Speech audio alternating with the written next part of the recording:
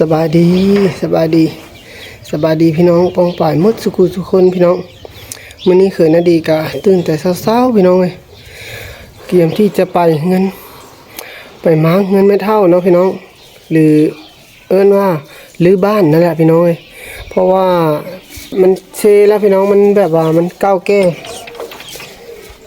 หลายปีแล้วนะพี่น้องเนาะนี่จะไปม้างเงินซอยเพิ่นก่อนเนาะพี่น้องกำลังออกจากเงินไปพี่น้องเอ้ยเขินนาดีกะนึ่งข้าวก็แล้ววางกินนี่เนี่ยบรรยากาศในยามเช้าพี่น้อง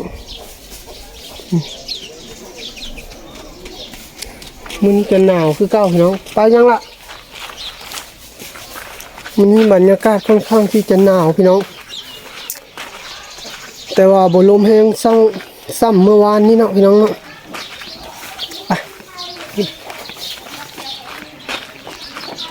นี่พี่น้องนอนเงินมาเท่าแล้ว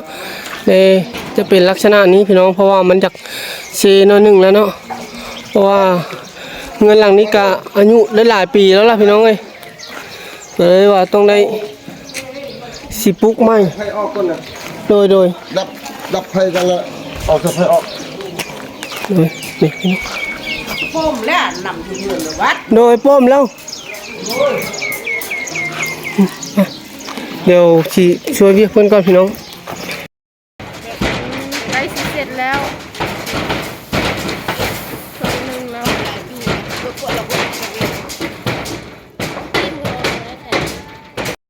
ใกล้เสร็จแล้วพี่น้องเงินลังเลขเลยนี่แหละเอาสังกะสีออกหมดแล้วเนาะตอนนี้กามั่งได้ 30% แล้วพี่น้องใกล้จะสำเร็จแล้วยังแต่โครงห้างที่เป็นไม้ใหญ่ๆเนาะพี่น้องเนาะตอนนี้ทีมงานเขาก็กำลังม้างทั้งเอาสังกะสีอยู่เฮือนครัวออกพี่น้องนี่ลงเรียบร้อยแล้วดีนักพุทธเป็นได้ไรมื้อนี้คือว่าอัดหน้าอัดตาข้างในแท้เดดก็ยังไม่ได้ออกเลยยันดำวะยันเสียโซมวะสาวจันพี่ใส่ขึ้นกวนวะอ๋อ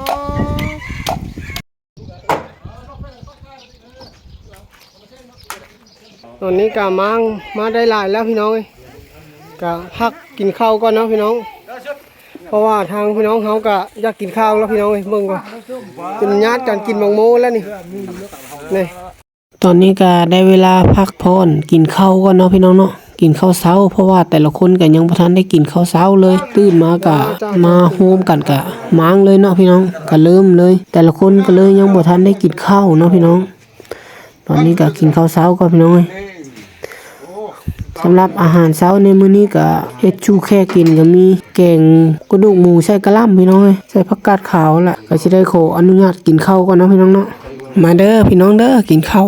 วเช้าน้ำเคยนะดีเด้อ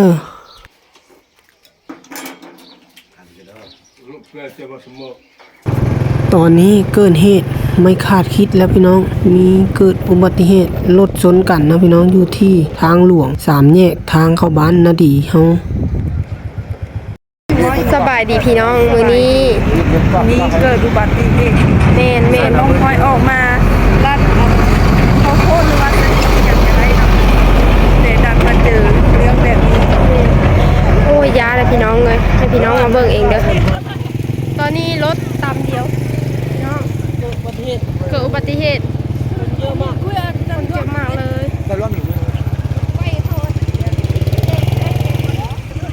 เอาไว้อีพี่ไหมสั้นลุ่มพี่อย่าฟ้าเฮ้ยรถกำลังวิ่งอ๋อทุกพี่น้องยานดิ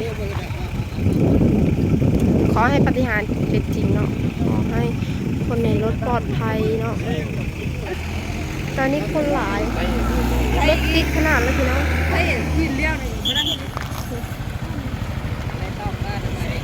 รถติดขนาดเลย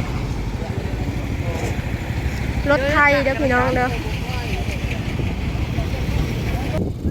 กิดอุบัติเหตุเนาะก็อยู่อันบ้านทางเข้าบ้านน่าดีเลยทางเข้าบ้านสาวจ้อยและบ้านต้อมเนาะไอ้เคยก็มาแล้วไอ้ต้อมก็มาแล้วสุรินทร์ เคยสุรินทร์มาแล้วเป็นไงก่อน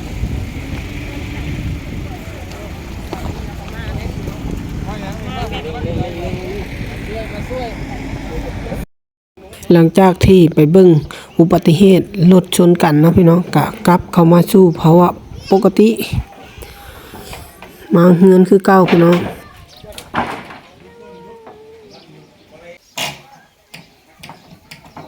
ตอนนี้กะมังใกล้สิสำเร็จแล้วพี่น้องยังเหลือแต่โครงประกอบที่เป็นไม้ใหญ่ๆเนาะพี่น้องตอนนี้กะยังแต่เสาใหญ่มันเนาะพี่น้องต้องได้รอท่าคนมาตื้มก่อนพี่น้องเพื่อเอามาช่วยยกเพราะว่าเสานี้มันหนักพี่น้องจะเป็นต้องได้ใช้จำนวนคนหลายเนาะ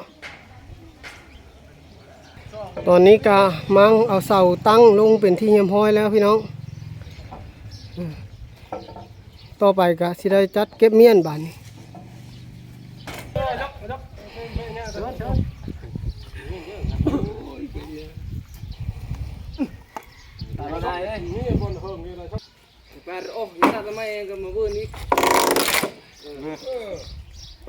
โอ้ไม้จะจีกเลย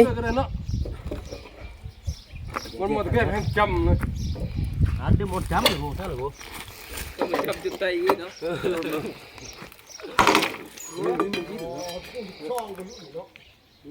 เจ็บนิดหน่อยเจ็บนิดหน่อยเจ็บนิดหน่อยก็ลากเนี่ยรู้เนาะ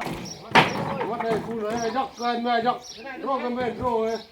มันอีพูดมันเมื่อกันเลยดูก่อนนะ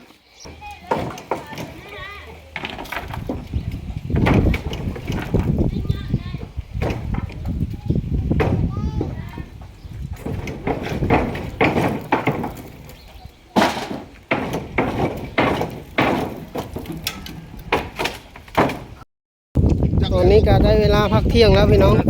ป้าจ้อยก็กำลังแต่งผ้าข้าวผ้าน้ำมาให้พี่น้องสาวบ้านนาดีเนาะพี่น้องรับประทานอาหารเที่ยงว่างเมื่อกี้นี้แม่นกินข้าวเช้าพี่น้องแต่ว่าวันนี้แม่นกินข้าวเที่ยงแล้วเนาะวันนี้ ตัวหาเพื่อนจะแทกไอ้บอยเพื่อนจะเอาเครื่องกัน กินกลางแดดเลยพี่น้อง เกิดอุบัติเหตุมาไอ้เลยไปเบื้องแล้วโอ้มันหลายอย่างเพราะว่าเจ้าหน้าที่เขารักษาการไข้มันเห็นหุ้งแล้วบ่นี่อ๋อมันแมประบบเป็นยังพ่อนี่ในนั้นบ่ตอนนี้ก็พักกินข้าวก่อนนะพี่น้องเนาะก็สิได้ขออนุญาตกินข้าวก่อนเป็นแต่คนละมาโอ้คนเฮ็ดเรียกหลายคนมั้งกันหลายต้องไหนเตียงคำกินข้าวแล้วนี่ต้องเงยหน้าขึ้นอีกพอเท่าอาสาเป็นมือกองให้ไอเตียงพี่น้องเพิ่นยังกินข้าวกินน้ำอยู่นี่แต่ค้ากินอยู่บ่พอเท่าเว้าเนี่ยนี่กินแล้วได้เมียก็บ่ทันได้กินเหรอลูกก็บ่ทันได้กินบ่อย่าไปเว้าเลยนะนั่นนี่เบาตอมนี่อันไหนกินแม่นอยากเว้าให้เขาฟังนี่กินได้อิ่มแล้วเข้ากับบ่เท่านี้แหละวะบ่ต้องเกรงใจเพราะว่าเอารถนะตอนนี้ก็กินข้าวกันเนาะพี่น้องเนาะรอรถเอาเท่นี่เลยสำหรับในการมั่งเฮือนในมื้อนี้ก็ถือว่าสำเร็จเรียบร้อยเนาะพี่น้องเป็นอันเติร์ดบัดนี้เหลือไว้เป็นเพียงความทรงจำสำหรับเฮือนหลังกีนี้ต่อไปก็สิได้สร้างไม้พี่น้องเนาะมั่งเพื่อสร้างไม้ใส่ตาหนูบอยเนาะ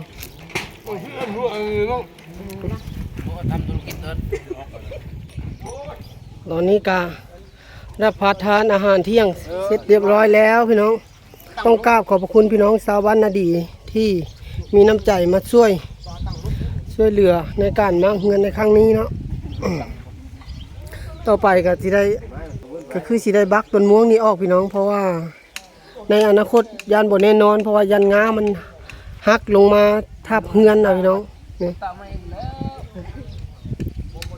ต้นม่วงนี่ก็เป็นเพิ่นแต่โดนแล้วพี่น้องอายุได้หลายปีแล้วล่ะพอเท่าเลยบอกว่าลุกขึ้นไปหานง้ามันลงแล้วก็บักออกเพื่อที่จะบ่ให้มันหักใส่เฮือนในอนาคตพี่น้อง เพราะว่าสิได้ปลูกเฮือนอยู่บ่อนนี้อีกคือเก่าหลังจากที่ม้างเฮือนหลังนี้ออกเนาะก็สิได้ปลูกบ่อนนี้อีก ดูร้ายมันดูเกิดเลย ดูร้ายนะ ดูร้าย โอ้ อันนั้นมันเข้าบุคักเข้าเกณฑ์อ๋อแล้วเข้ามากับเนี่ยจุดที่จะไปเข้ามากัดปกติมันเด้งหมดเลยนี่ไม่อ่อนน้อมมันลำบากใหญ่นั่นล่ะต้องหอมดิหันเห็นนะไม่เกยเลยได้เรื่องเกยอยู่ อันนี้เพิ่นก็ขายบ่ชื่ออันนี้ก็ชื่อบ่นี่น้อยๆจำนี้ได้เป็นราคาชื่อน้อยๆนี่กันเนาะ ขายเป็นโล โอ้บ่ชื่อเป็นกิโล ขายบ่2,000เมื่อเฮ็ดหักยา สปอร์ตกิฟนี้โอ้หนูบ่เคยได้สปอร์ตกิฟนี่ เคยได้บ่ บ่เคย บ่เว้าแล้วเคยว่าแล้วมันมีคุณค่าที่สุด เคยได้ มันลายน่ะเด้อ โอ้ก็ดูหลายมันหอม มันเกณฑ์ครั้งนี้ละพันบาทก็เอาเลย ส่วนหลายนี่เพิ่นจะเอาไปเฮ็ดหยังฮะ หูน้ำเขาเลยเนาะ เจ้าไปอ้อยไฟ สงสัยอยู่ คักๆเลยครับอ้อยไฟ โอ้ว่าไม้คักว่าแบบชื่อเขาก็แพงแล้วไปอ่อยไฟ ชื่อบักแพงๆแล้วว่าราคาบักดีๆแล้วไปอ่อยไฟวะ ซื้อ 2,000 บาทเอาไปอ้อยไฟ โป้พุ่นละ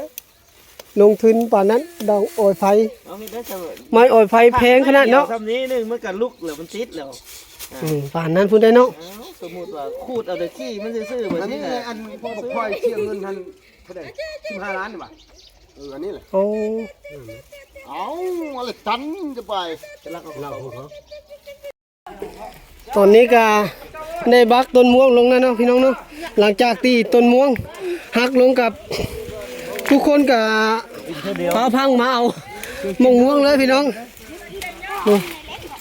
แต่ละคนก็มาญาติเอามะม่วงเพื่อที่จะไปกินชมพี่น้องเลย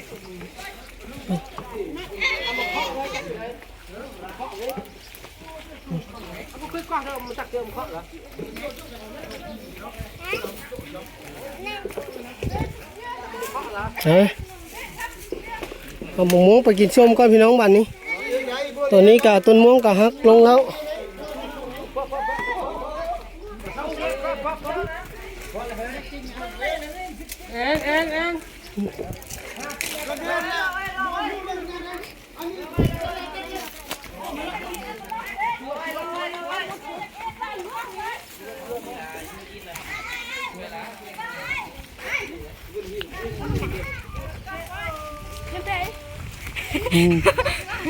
น้องใจก็มาเอามะม่วงพี่น้อง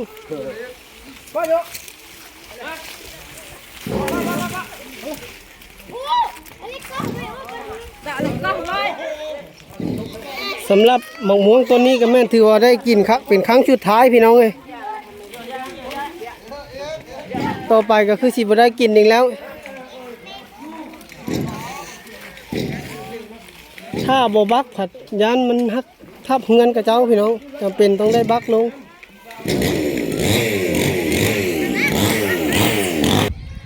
มาฮอนนี้ก็แปลนเติร์ดพี่น้องเลยก็ถือว่าสำเร็จแล้วไปอีก1ขั้นตอนเนาะพี่น้องสำหรับในการวางเงินในครั้งนี้ก็เหลือไว้เพียงความทรงจำพี่น้องต่อไปก็จะได้ปลูกสร้างไม้เนาะต้นม่วงก็บักออกแล้วพี่น้องแปลนเติร์ดบัดนี้สำหรับคลิปนี้ก็จะได้ขอจบไว้สำนี้ก่อนนะพี่น้องเนาะแล้วพบกันใหม่ในอีพีหน้าพี่น้องอีพีหน้าก็จะได้มาตั้งเสานี่แหละพี่น้องบ้านนี้กับปลุกเฮือนไม้อีกให้แม่เท่าสำหรับอีพีนี้ขอจบไว้สำนี้เนาะพี่น้องเนาะบายบายตอนนี้ก็บรรยากาศยามแรงๆพี่น้อง4-5 โมงไปสิค่ำแล้วเดี๋ยวเคยนาดีจะเมื่อเอาแห่เพื่อที่จะไปคว้างแห่อยู่หนองปลาจ้อยพี่น้องเดี๋ยวติดตามได้ในอีพีหน้าพี่น้องสำหรับอีพีนี้ขอจบไว้สำนี้เนาะ